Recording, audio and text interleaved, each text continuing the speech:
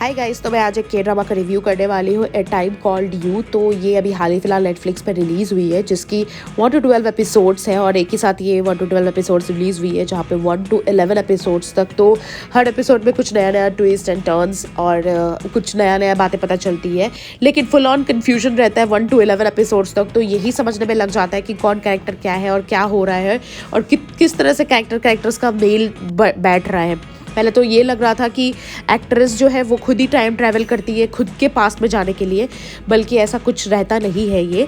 और ये एक time travel murder mystery, full on suspense और थ्रिलर स्टोरी है और एक मर्डर मिस्ट्री को सॉल्व करने की है।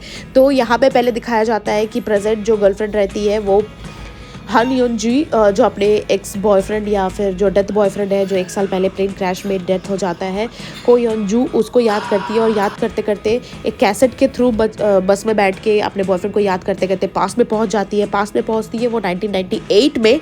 नामशिन यू और इंग्यू और को मिनजू जो दोस्त रहते हैं उनके 1998 में, और जो वो लड़की रहती है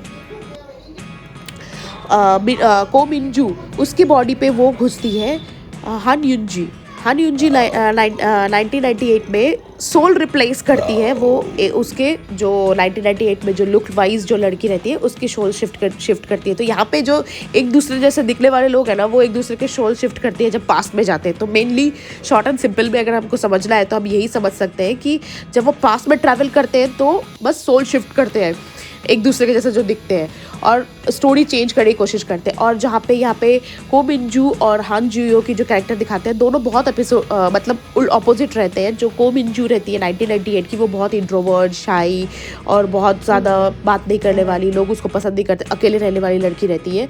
और हान जुयो जो रहती है वो बहुत एक्सट्रोवर्ट, फुल ऑन बिंदास लड़की रहने वाली, आराम से मतलब लाइफ को एंजॉय करने वाली लड़की रहती है। दोनों बहुत अपोजिट कैरेक्टर रहते हैं। जैसे ही वो पास्ट को ट्रैवल करती है कोमिंजू की बॉडी पे, जैसे ही वो जाती है तो वो टोटली डिफरेंट हो जाते हैं, दोनों कैरेक्टर्स डिफरेंट हो जाते हैं।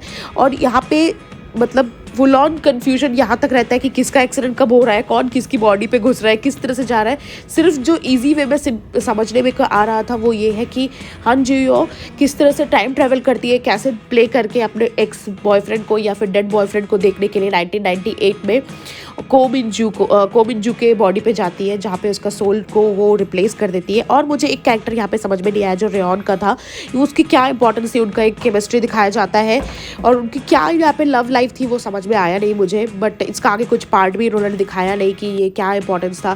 फिर यहाँ पे नामशिन और को मिनजू बातें करते हैं, अपने जानने की कोशिश करते हैं। फिर विलन का भी थोड़ा पार्ट रहता है, विलन भी जान जाता है, फिर वो भी पास को ट्रैवल करता है, दिखाता है कि वो भी पास में जाकर मर्डर करने की कोशिश करता है। फिर लास्ट एपिसोड तक तो हमें यही समझ में नहीं आ रहा था कि कौन क्या है, किस तरह से क्या करने की कोशिश कर रहा है।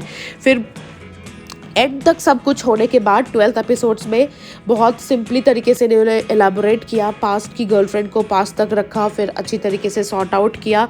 और को मिनजू का जो कैरेक्टर रहता है उसको आगे फिर नामशिन यॉन से मिलाता है, वो इसी तरीके से वो लोग मिलते हैं फिर, और इस तरह से स्टोरी ख़त्म हो जाती है।